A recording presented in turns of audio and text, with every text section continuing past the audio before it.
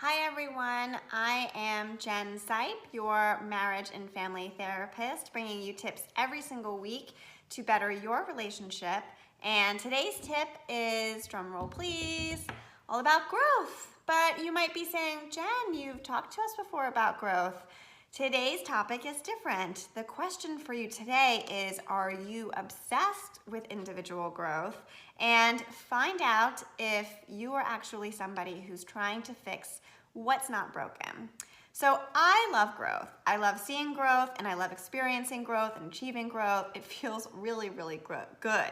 It's actually one of the reasons why I chose to become a therapist. And yet, have you ever actually asked yourself if you're pushing yourself too hard and you're trying to change something that doesn't actually need to be fixed? It's really easy to fall in love with self-improvement, but honestly, how much is too much? When do you know when you should stop fixing and start accepting? So let's start out with an example. Let's take a woman, and we're gonna call her Donna, or D for short. And Dee has been in therapy for several years, working on becoming the healthiest version of herself. And maybe in the beginning, she had other things that she wanted to work on. But now, since she's been in therapy for a while, she's constantly realizing that every single time she walks into therapy with a problem, Dee is actually the one that easily can figure out the problem herself. She even at some point says to the therapist, you know, I had an issue and I was at home and I thought about calling you, but I decided to try and do the thing that you and I talked about, and it worked and it felt really, really good. And I realized that maybe I don't need you as much anymore. And therapist says, okay, great, that's the goal. The goal is to get you to the point where you can work out these things by yourself. So anyway, then Donna keeps coming back, and she keeps coming back every single week, and she's still doing great. And at this point, the therapist sort of starts to wonder, is Dee having a hard time leaving therapy? Is she struggling with the idea of not having her therapist as a crutch? She's doing great on her own. I mean, the other question for Dee is, she's constantly trying to come up with new issues. So is Dee just obsessed with becoming the best version of herself? Is she obsessed with growth? So if this sounds familiar, and maybe for some of you it does, you should ask yourself why. Why are you searching for problems when in reality everything's been going great? Has self-improvement become a part of your identity? Are you afraid to let go of therapy? Or are you sort of afraid of coming into this new role that you have for yourself, this new identity that you have for yourself, which is actually a really healthy, happier version of you?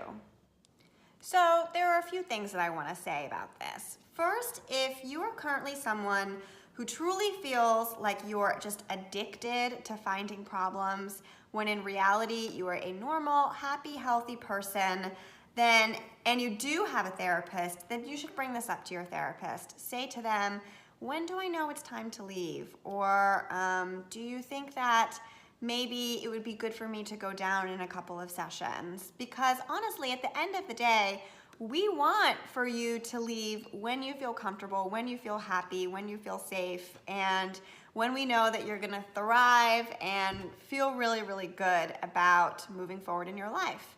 So talk to them about, again, whether or not you're ready to leave. And after all, it's always sad to see clients go, but that's our job. So if you're not in therapy, then the question still remains, are you focusing too much on problems that actually don't need to be problems? And if so, how is this impacting your life and your goal of happiness? Honestly, there are actually a lot of people who feel like they are in worse relationships than maybe they actually are, because people tend to look more at the negative than they do the positive. And if you can take a step back and ask yourself, is this reality or am I making something up? If it's reality, of course, work on your relationship, talk to somebody, talk to your spouse, whatever you need to fix that relationship, that's important. But if you're just trying to fix problems that aren't necessarily there, then the question resides with you. Why are you trying to fix those problems? So before I end today's vlog, I just want to go over a final little piece of information or piece of caveat that's coming from me. This vlog is not meant to invalidate anyone who actually does have a problem or an issue or anything that they want to work on. Obviously, I'm a huge believer in reaching out if you need help. And if you do need help, please reach out. It's really only for those who feel genuinely good and overall just happy, and for whatever reason they're still trying to come up with things that they can improve. So if that's you, then maybe the best thing that you can do is work on accepting yourself, because after all, acceptance for many people can mean a happier life. And if that's again not the case, then feel free to reach out and we'll figure this out together. All right, so that's it for the rest of today. I hope that you enjoy the rest of your Wednesday, and I will see you next week for another tip with me. Bye.